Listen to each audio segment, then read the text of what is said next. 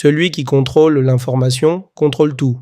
Bienvenue, ici nous parlons de souveraineté numérique. Dans un contexte où la souveraineté numérique constitue un enjeu central de sécurité, de compétitivité et d'autonomie stratégique, le renforcement de la formation aux métiers technologiques s'impose comme une priorité nationale. La croissance soutenue des besoins en expertise, en particulier au sein des cabinets d'expertise et de conseil, des centres de recherche et développement, R&D, ainsi que des industries à forte intensité technologique, nécessite une politique volontariste de développement des compétences et de structuration du capital humain. Les disciplines fondamentales telles que l'électronique, l'électricité et la mécanique, ainsi que leurs déclinaisons avancées, automatisation industrielle, robotique, mécatronique, systèmes cyberphysiques, intelligence embarquée, constituent des filières stratégiques à fort impact économique et technologique. L'État doit non seulement investir dans ces domaines, mais également en assurer la planification, la régulation et l'alignement avec les priorités industrielles et numériques nationales. À cet égard, la capacité à former, orienter et intégrer durablement une proportion significative de diplômés, notamment au moins la moitié des universitaires issus de ces filières, dans le tissu productif national, constitue un indicateur clé de performance des politiques publiques. Le positionnement stratégique des filières de formation doit ainsi reposer sur une vision systémique, intégrant les besoins présents et futurs du marché, l'évolution rapide des technologies, ainsi que les exigences de souveraineté et de résilience industrielle. Cette approche implique une refonte continue des curricula, une mise à niveau des infrastructures pédagogiques et une collaboration étroite entre universités, écoles d'ingénieurs, centres de recherche et acteurs économiques. Les formations doivent être conçues de manière à favoriser l'interdisciplinarité, la transversalité des compétences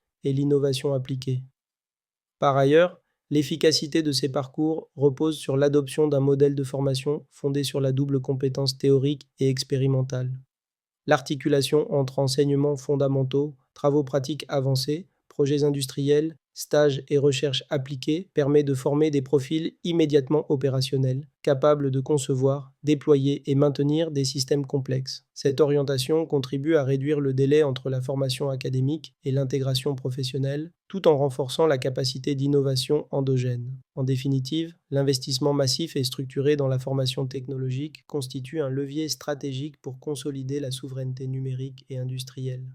En dotant le pays d'un vivier de compétences hautement qualifiées, adaptables et ancrées dans les réalités du terrain, l'État se donne les moyens de maîtriser ses infrastructures critiques, de sécuriser ses systèmes numériques et de s'inscrire durablement dans une dynamique de développement fondée sur la connaissance, l'innovation et la valeur ajoutée locale. La souveraineté numérique, c'est le nouveau drapeau d'un État, invisible mais vital. La souveraineté numérique n'est pas une option, c'est une urgence.